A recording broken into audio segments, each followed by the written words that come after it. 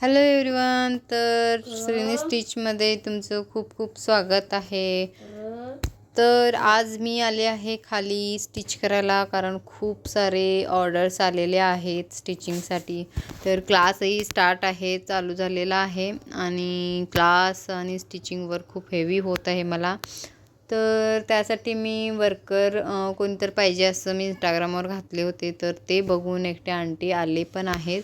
तर थोडंफार स्टिचिंग वगैरे सगळं छान आहे, पण आमचं कटिंग आणि स्टिचिंग त्यांना जरा परफेक्ट व्हायला, म्हणजे जरासं ॲडजस्ट व्हायला खूप थोडं वेळ लागतो. तर मी त्यांना माझ्या कटिंगबद्दल मी सांगत आहे, म्हणजे असं स्टिच करायचं. माझं कसं कटिंग आहे, सगळीकडे एक्स्ट्रा कापड राहतं, ते मी मेजरमेंटनं पूर्ण कट करून काढतो. त्यांनी आधी टेलरिंग शॉपमध्ये वगैरे काम केलेले आहेत म्हणे.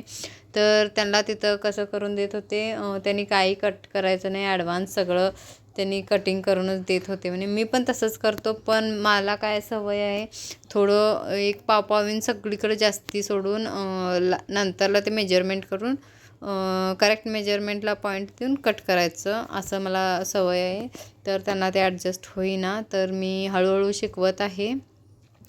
तर त्यांनी पण शिकून माझ्याकडं आता थोडेफार ब्लाऊज स्टिच केलेले आहेत आणि डिझाईनचे वगैरे मी स्वतः स्टिच करते, कारण मला डिझाईन करायला खूप म्हणजे खूप आवडतं. आणि जेव्हा तेव्हा मला टाईम भेटेल तेव्हा मी येऊन इथं डिझाईन वगैरे करते.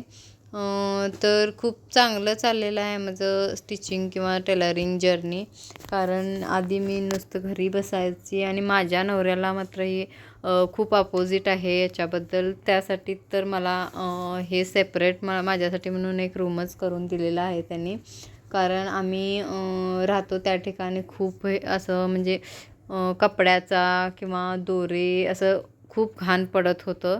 त्यासाठी मला त्यांनी सेपरेट रूमच देऊन टाकले आहेत एक. तर त्याच्यामध्ये मला सेपरेट रूम मिळाल्यानंतर मला काय वाटलं, याच्यामध्येच बसण्यापेक्षा दुसरं काहीतरी स्टार्ट करावं असं वाटलं मला. तर त्यासाठी मी क्लासेसही घ्यायला स्टार्ट केले. तर आता सध्या ऑफलाईन क्लासेस आहेत आणि मी लवकरच ऑनलाईन क्लास पण घेणार आहे. तर ऑफलाईन क्लासेस चालू होऊन 9 महिने झाले, तर खूप छान चाललेले आहेत.